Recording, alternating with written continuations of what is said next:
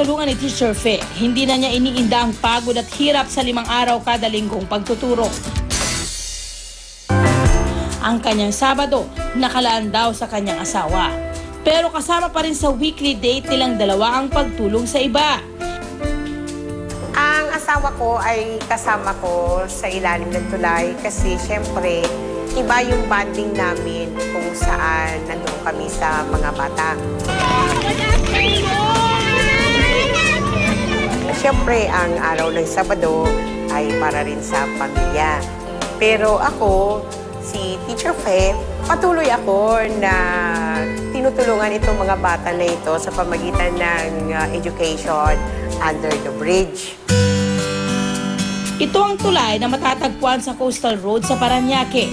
Sa ilalim nito, madalas naglalaro at tumatambay ang mga batang naninirahan malapit sa tulay. Handa na mga bata!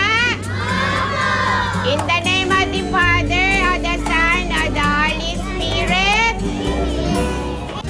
Di gaya sa learning center kung saan tinuturuan ng mga bata bago sila formal na mag-aral, hindi na nakakapasok sa paaralan ang karamihan sa mga bata rito dahil sa kahirapan. Kaya si Teacher Fe ang nagtuturo sa kanilang magbasa at magsulat ng libre. Sa buno ang ulak ang Luzon, kaya ni and she is a sweet boy. She looks of the seas out of the Ani An. Si Ani An ay isang nanay na langgam. Nakakita na ba kayo ng langgam? Bilang isang nanay, masarap sa pakiramdam na nakikita mo yung bata, yung anak ko na natututo. Kahit paunti-unti natututo siya. Marunong na po siya magbasa ngayon. Nagko-color na po siya. Drawing, nagsusulat. Masaya ako. Tinuruan ako ni teacher magbasa. Tuwing nandito ako Sabado. Let's all go in bites duck. 6 na taon na raw nang inumpisahan ni Teacher Fe ang advokasiyang ito. Regular ang kanilang klase rito tuwing Sabado ng alas 4 hanggang alas 6 ng hapon.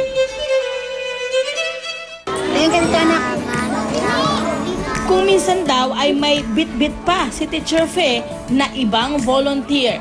Gaya na lang ni Flore Fe na nanay ng isa sa mga naging estudyante ni Teacher Fe. Tumutulong ako at saka kausapin ko sila. Saka parang maano ka sa kasi nag-aaral sila. Saka parang masaya ka din pag makakatulong ka. Kasi yung mga bata nagkakwento sa iyo na ganun sila. Gusto nilang mag-aral. Bago pa makarating sa ilalim ng tulay, inaayos na ng mag-asawa ang mga gagamiting materyales sa pagtuturo. Madalas din silang nagluluto ng meriendang ipakakain sa mga batang dadalo sa klase. Ang lahat ng yan nanggaling sa sarili nilang pera. In the name of the Father, the Son, the Holy Spirit. Amen. Kaya sa araw na ito, kami naman ang sasagot sa pagkain ni Teacher Fe sa mga bata.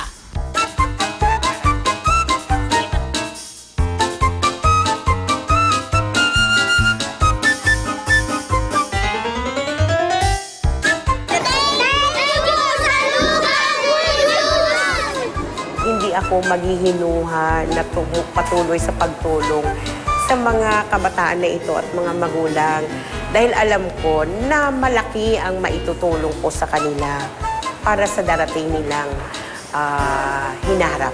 Binigay ni Chassie ang kanyang gawa.